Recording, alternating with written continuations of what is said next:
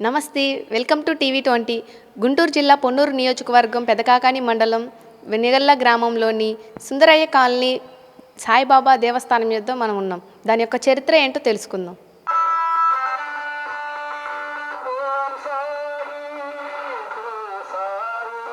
Sir, మీ పేరు? సాయి ప్రసాద్ అండి.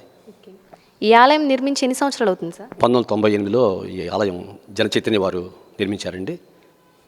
దీనికి గౌరవనీయులు పెద్దలు మాదల సుధాకర్ గారు, స్వర్ణలక్ష్మి గారు మేడం వారు ఇది వారి ఆధ్వర్యంలో ఇది నడుస్తూ ఉంది. ఇక్కడ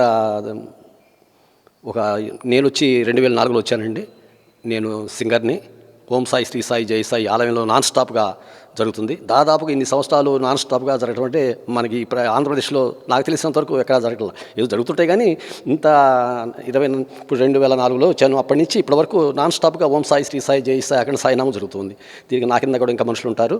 ఇక్కడ ఏ ప్రోగ్రామ్స్ కూడా ఇక్కడ హనుమత్ జయంతి, గురు పౌర్ణమి, April 2 వార్షికోత్సవం మొదలు పెద్ద పెద్ద కార్యక్రమాలన్నీ జరుగుతూ ఉంటాయండి. శ్రీరామనవమి ఇవన్నీ కూడా మా గౌరవనీయులు పెద్దలు సుధాకర్ గారు, సోమలక్ష్మి మేడం గారు ఇది నిర్వహిస్తున్నారు. అట్లాగే దీని కింద ఇక వాళ్ళు రానప్పుడు వాడు కొంచెం అప్పుడప్పుడు వచ్చిన ఇక్కడ నాగేశ్వరరావు గారని, సుబ్బమ్మ గారని ఇది కొంచెం అంత వాళ్ళ ఆధ్వర్యంలో జరుపుతుంటారు. ఇక్కడ ప్రతి గురువారం కూడా 300 మందికి భోజనాలు జరుగుతూ ఉంటాయి. ఈ చుట్టుపక్కల ప్రాంతాల నుంచి కూడా అందరూ వస్తుంటారు. అదేవిధంగా ఇక్కడ ఈ ఓం సాయి, శ్రీ సాయి, జై సాయి చెప్తున్నా కదా, రాత్రింబావుళ్ళు జరుగుతూ ఉంటుంది. నాన్ స్టాప్ రాత్రింబావుళ్ళు ఆపే పని లేదు. ఒక బ్యాచ్లో ఇస్తే ఒక బ్యాచ్ కూర్చుంటారనమాట. అలాగా భక్తులకి ఎంతో ఇష్టమైన సాయిబాబా గారి చరిత్ర మాకు భక్తులకు వివరించండి. ఈ బాబా గురించి అందరికీ తెలుసండి.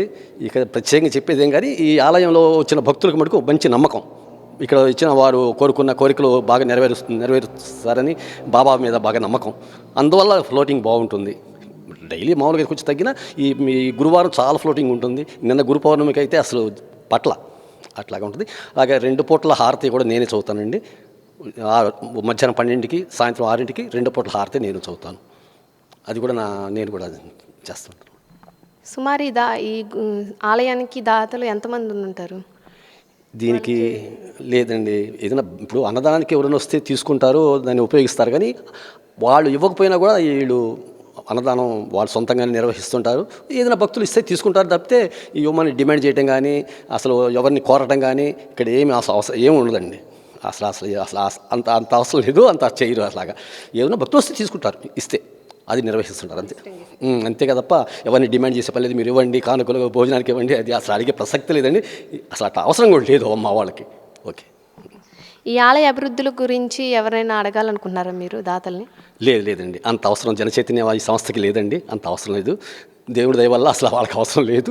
వీళ్ళే చాలా టెంపుల్స్కి వీటికి అన్నీ వీళ్ళు డొనేట్ చేస్తుంటారు. నాకు తెలిసినంతవరకు ఎన్నో ఇక్కడ కళ్యాణ మండపం కూడా ఉంది పక్కన. ఎంతోమంది పేదలు పెళ్ళిళ్ళు చేసుకుంటారు. ఇది వాళ్ళు చేసుకుంటారు. దానికి కూడా మేము ఎటువంటి రుసుము తీసుకోరు వీళ్ళు. ఇక్కడ ఉంది మామూలుగా పక్కన ముందు స్టేజ్ ఉంది, ఆ కళ్యాణ మండపం ఉంది. ఇక్కడ భోజనాలు జరుగుతుంటాయి. వాళ్ళు ఆ పెళ్ళిళ్ళు చేసుకుంటారు, అన్నప్రాసం అనేది చేసుకుంటారు. వాటికి కూడా ఎప్పుడు డిమాండ్ చేయరండి. ఈ ఆలయంకు ఉన్న విశిష్టత ఏందంటారు? ఇంకా విశిష్టత అంటూ ఏం లేదండి. మన ఈ ప్రాంతాల్లో ఇదే పెద్దది. బాబాగూడలో మన గుంటూరు జిల్లాలో ఇదే పెద్దది. ఇంకా ఉన్నాయి, చాలా ఉన్నాయి కానీ ఇది చాలా మరి ఇంత మీరు చూస్తున్నారు కదా, ఇంత చాలా పెద్దది. ఇక్కడ అన్ని కార్యక్రమాలు జరుగుతూ ఉంటాయి. పెళ్ళిళ్ళు, అన్నవరసలు అన్నీ జరుగుతూ ఉంటాయి. అంతవల్ల ఇంకా విశిష్టత ఏం లేదండి. భక్తులకు మంచి నమ్మకం అండి. అదే విశిష్టత. Thank you sir. ఓకే.